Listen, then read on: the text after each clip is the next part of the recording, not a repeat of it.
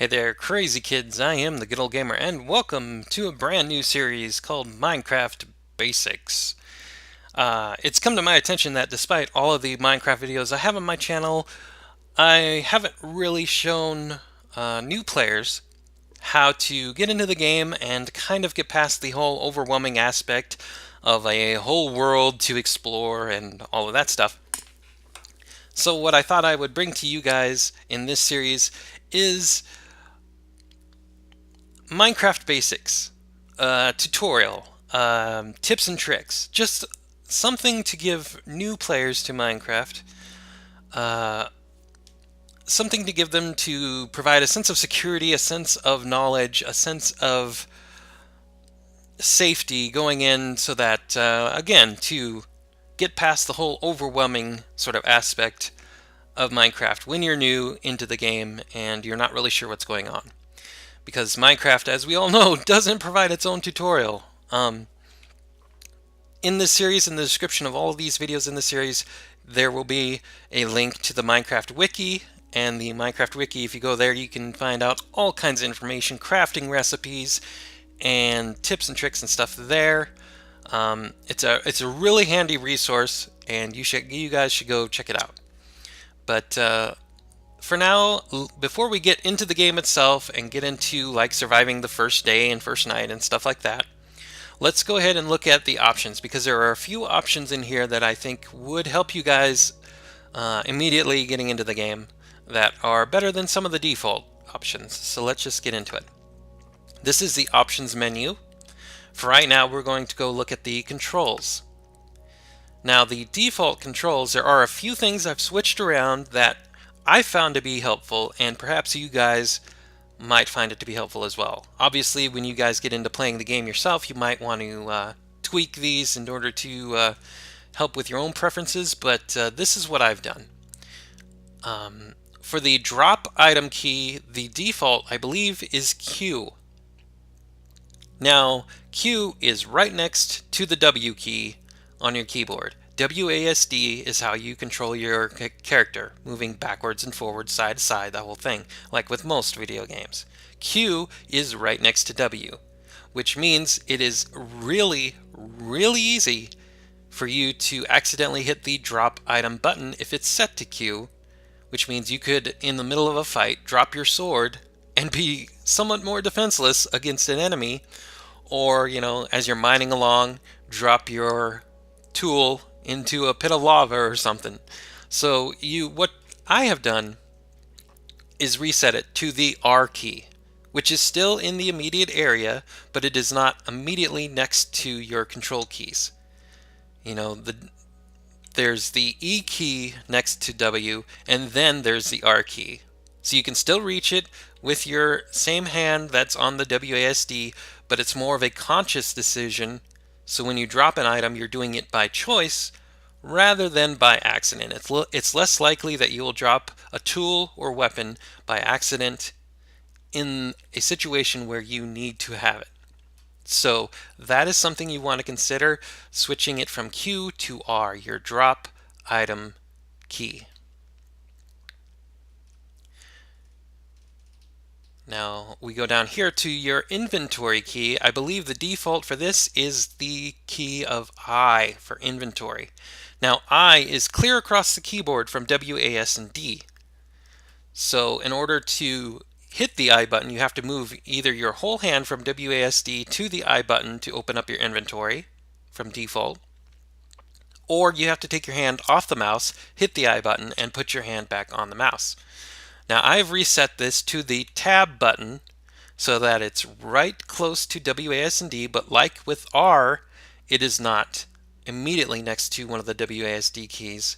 So you can hit it with the same hand, really close, really quick, but you won't hit it by accident or whatever in the middle of a fight or something like that. So this one I've changed from I to tab. Okay? Now if we continue on down, sneak, I believe the default is left shift. Now if you're fine using the left shift button for sneak, then that's fine. I have it set to C for crouch. I just find personally, in my own preferences, that C is easier to use to crouch around. And despite the name Sneak, this really is a crouch button, and we'll find that out as we continue on into the game itself, more so than it is Sneak. But that's what I've done, is I've changed it to C. If you're going through your default controls and you see it's left shift, I believe that's the default. And that might work for you, but C happens to work more for me. So I've changed that, just letting you guys know. And then this here, list players, this is for multiplayer only. If you're playing single player Minecraft, this is irrelevant, but I have changed this to L as in terms of list, so I can remember it, L, because this was the original placement for the tab key. But because I wanted to use tab for inventory, I have changed this to L. All this does is list the players on a multiplayer server. Even in a multiplayer game, this is going to be rarely used for you.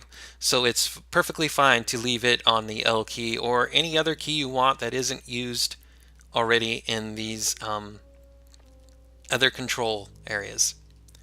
So pick whatever you want. I used L because it's easy to remember, list L. So there you go. And I think everything else should be default. I don't think I really changed anything else around. But that's just something for you guys to consider, especially the tab button and the drop item button. You might want to switch that around to R. Alright, so that's that there. Now, video settings. Video settings are going to be something you need to look at in terms of the performance of what your computer can handle. Some computers, some older computers won't be able to handle some things better than obviously newer or more high-end computers. So you'll want to take a look at this. I have a pretty good beast computer, so I have a lot of my settings on max, but you know, just tweak these around, see what works for you. My graphics are set to fancy, but you can have it set to fast, which means things load faster in the game. Some blocks, like leave blocks, aren't transparent or that sort of thing, so it helps with performance and that sort of thing. If you need to change that, you can do that. Smooth lighting is one of those big performance deals that if you're playing your game and you find that it's lagging and stuff, you might want to turn it off or turn it to minimum. But I have it set to maximum because my computer's fine with it. Clouds, you can turn clouds off or you can make them fast. So again, they're not transparent, which will help with performance. Or fancy allows them to be somewhat sort of transparent. Any game that I have ever played, doesn't matter if it's Minecraft or any other game, I don't use VSync because VSync, for whatever reason, is a performance hog. You will see latency in terms of even just your game controls. So I would recommend, unless you absolutely need it for a specific certain monitor or whatever, I would recommend you have VSync off. Doesn't matter if you have a beast machine or not, just keep it off. I don't really have any issues with the game keeping up with the monitor refresh rate or whatever that VSync messes with, so just leave that one off. Obviously, you can turn shadows on or off. Shadows are a performance issue. If your game is lagging, turn them off. Alternate blocks, I don't think really has much of a performance issue in it. All it does is rotate the block textures around, so instead of all going in the same pattern, it's kind of more like a random quilt-like pattern. But yeah, that's it. The main reason that I wanted to show you guys this options menu was brightness. I'm not sure what the default is, but if the default is moody in terms of brightness, you want to boost it up. I have mine to 50%. You obviously can tweak it around once you're inside the game and put it to your liking. I have it on 50%. But if you have it set to moody, and if that happens to be the default, you want to change it because moody is basically pitch black. When it comes to nighttime or when you're in a dark room or cave or whatever, it's basically pitch black.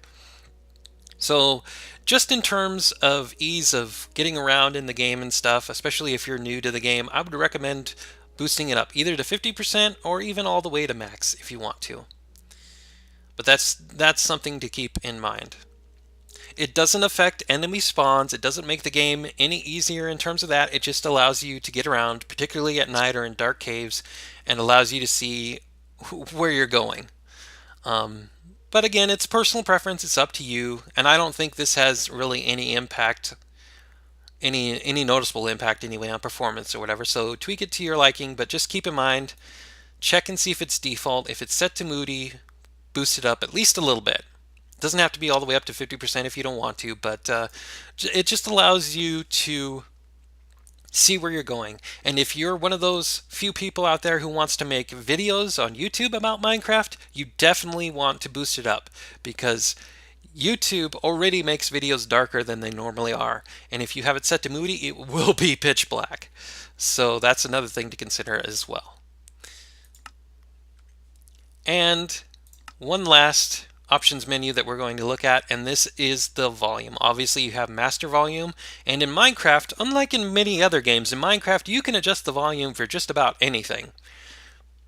So you've got the jukebox and note blocks. You've got regular block sounds, which means when you break them or you place them. You've got friendly creatures, which are animals, cows, sheep, pigs, chickens. You've got hostile creatures, which are your enemy mobs that you'll be fighting. You've got the player sounds, which really only impacts your multiplayer.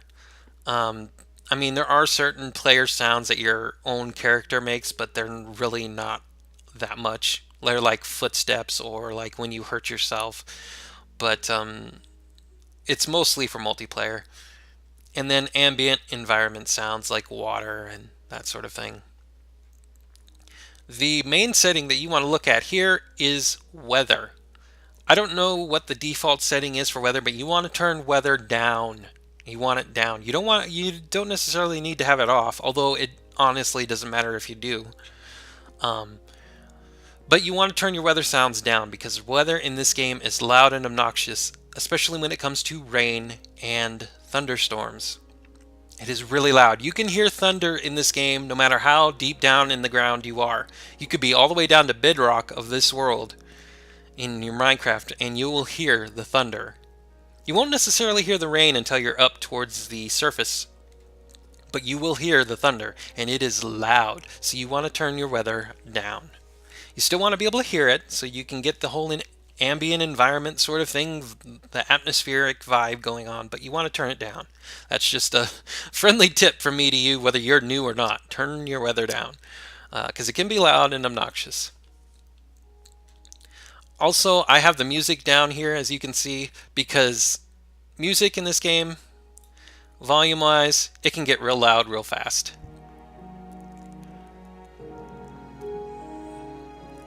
So yeah, you can turn the music down as well if you want to. Again, that's more personal preference. The weather is more impactful because you're going to notice it more, because it's going to go from no weather, sunshine and everything and perfectness, and then all of a sudden it's going to rain. It's just going to start raining, and it's going to be loud and obnoxious out of nowhere, and so you want to be able to have that weather down.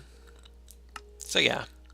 The rest of these settings aren't really all that important for now. A lot of these are multiplayer settings. Do not mess with super secret settings. Do not mess with this. If you are new to Minecraft, don't mess with it. Don't mess with it even if you're not new. All super secret settings does is mess with your visuals of the game. It'll give you different field of views. It will swirl colors around. It will turn you upside down or sideways. It will make you want to hurl. It'll make you want to vomit. It's just stupid. Just don't mess with it. Only mess with it if you are really bored and you just want to go into a world and screw things up. I don't know. Just don't. Just leave that alone. Yeah, that's basically all we want to deal with right now as new players. And That's just some tips in the options to get you started on the right foot in your games. That'll be it for this introductory Minecraft Basics video. I know we just went through the options menu, we haven't gotten in the game itself, but I wanted to give you guys that overview so you can get started on the right foot. In the next video, we will create a world, go through the options of what it takes to go ahead and create a world, and we will spawn into that world, and I will show you guys the things you need to do on day one and how to survive your first night in Minecraft. And believe it or not, it's a lot easier than a lot of tutorials out there would have you believe. Thanks to some recent updates, some recent additions into the game, you guys will not believe how easy it is to survive your first night in Minecraft. And you will see that it is not nearly as overwhelming of a project to do as some people would have you believe. So I hope you're looking forward to that. Stay tuned for more. If you guys have any questions, if you guys have anything about Minecraft you would like to know, let me know in the comments below. Obviously, this is a basics, this is an introductory tutorial, so advanced redstone techniques and that sort of thing aren't going to be happening, at least not for a while. Keep that in mind. But if you're new to Minecraft, or maybe you're a veteran and you've got your own tips and tricks to share, let me know and I can share it with the viewers. So I'm the Good Old Gamer. This has been Minecraft Basics. Stay tuned for more next time. Thanks for watching, and I hope you guys will get a better idea of Minecraft and be not quite so overwhelmed and be able to enjoy it on your own if you're into playing Minecraft yourself. So thanks for watching, and bye-bye for now.